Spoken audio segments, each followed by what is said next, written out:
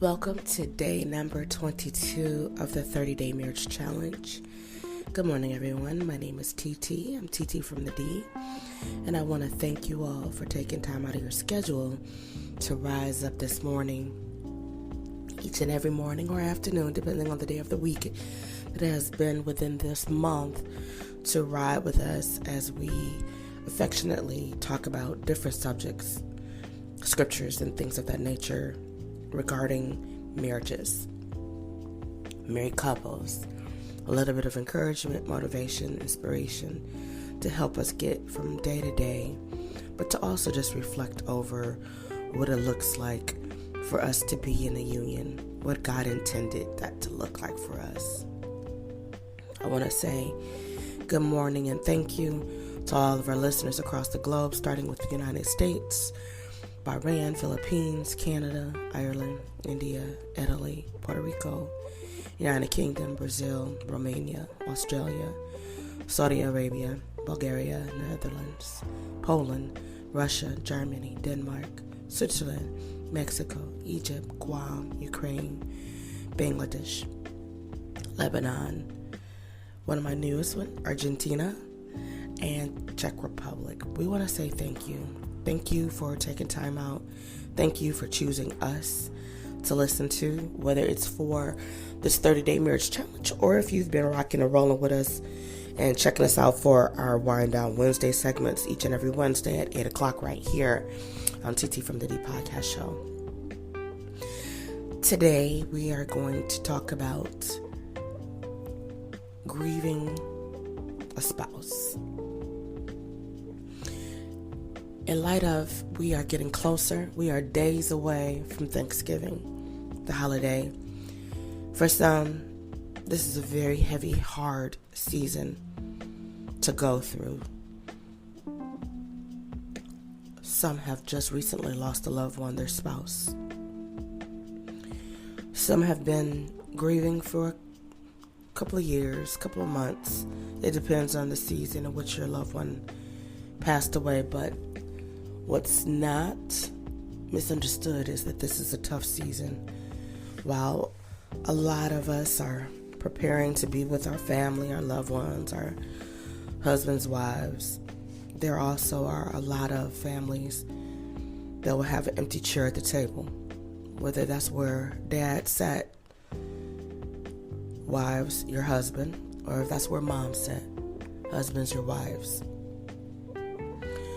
They're gone on to be with God, and that chair is empty. There's memories that surround us each and every day, especially when you are in a beautiful marriage with someone and you end up on this journey alone.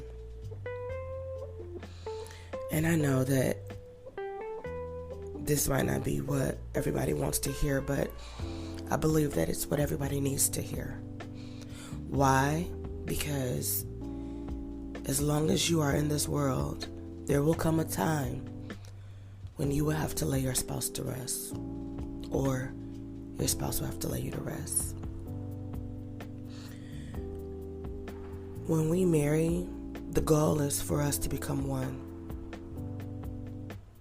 It was talked about and written in Genesis 2:24, in Malachi 2:15, in Mark 10:7-8, in Matthew 19:4-6, in Ephesians 5:31. After you go to a funeral or a memorial and you share your love and your sympathy with the spouse, have you ever thought about what happens to the surviving spouse when his wife passed away or her husband passed away? Some might have thought about them, some might keep in touch, and some might not. You get those touching eulogies, and the pastor always say, after the phone call stop and the visit stop, the grieving doesn't stop. And we need to really be thinking about what can we do as people, because it's a very painful journey to see someone who is so full of life and connected to their spouse when they're all alone. They've spent many years with their significant other, and then some will grieve until it's their time to go. I had a coworker last year who lost her husband. They both had COVID, and they had been married a long time. She wasn't really that old either. I believe they might have been in their 60s. And they both were in the hospital at the same time for a moment.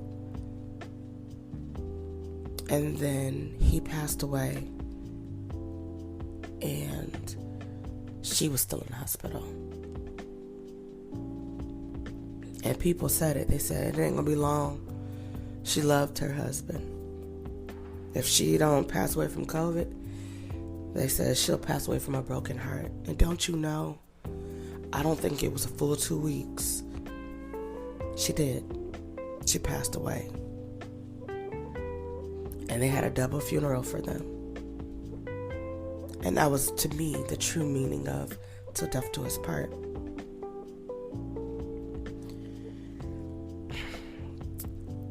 I did a little bit of research and I came up with a few things.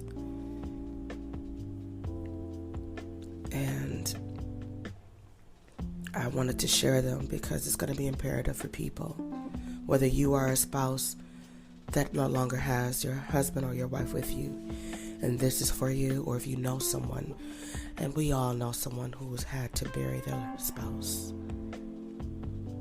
I'm just a part of a group of people who believe it's one of the most difficult experiences next to a grieving mother or grieving father who lost a child, right? Next to a child who lost a parent.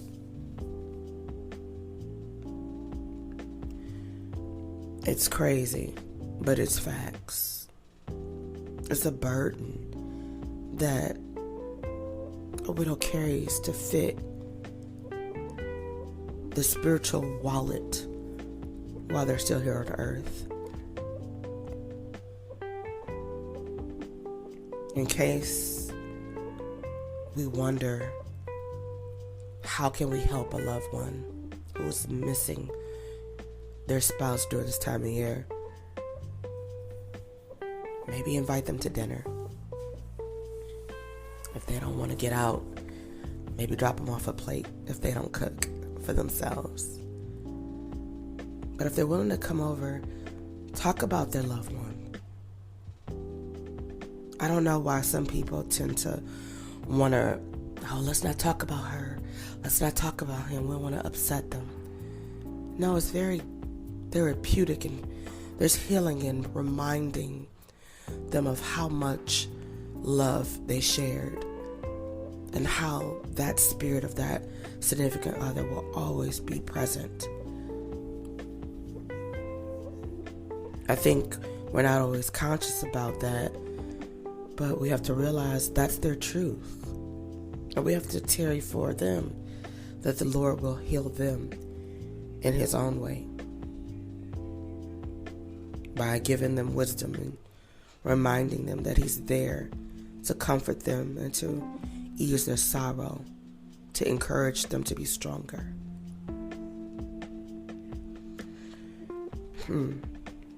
I think we all know as women, and men are starting to know, is that crying really does make you feel better.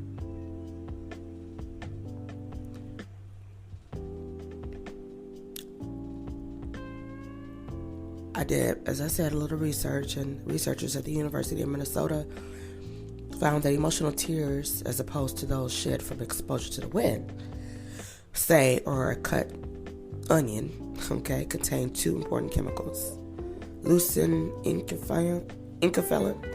I'm going to spell that because I know I didn't say it right.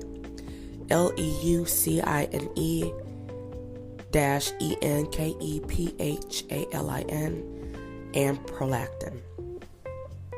And that the first of these is thought to be related to the way the body naturally relieves pain.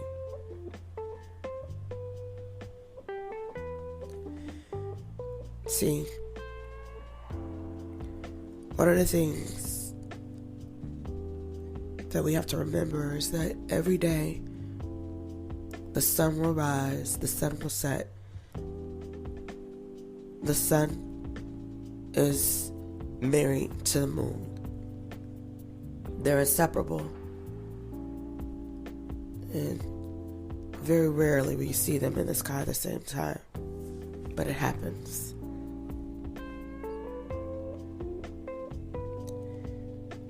Picking up the pieces for a spouse, I can imagine it's hard. We have to stay encouraged. We have to keep loving those that have lost their spouses. And remember, when the holidays come, some of them are the most difficult times and seasons. And they might say that spouse left him. I say, oh yeah, I'm getting by. I'm doing okay. Of course, they're going to be sad and lonely and cry and miss their loved one, of course. But it's in the midnight hour. What can we do to encourage them and strengthen them as God would want us to do? We have to remember them in this time and pray for them. And in Matthew 5:4, it says, "Blessed are those who mourn, for they will be comforted." Grief is a very, very, very difficult emotion to carry. Then we go through shock and denial, intense concern, despair, depression. Then we go through recovery.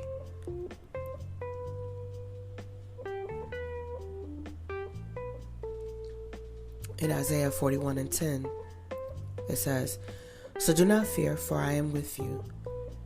Do not be dismayed, for I am your God. I will strengthen you and help you. I will uphold you with my righteous right hand."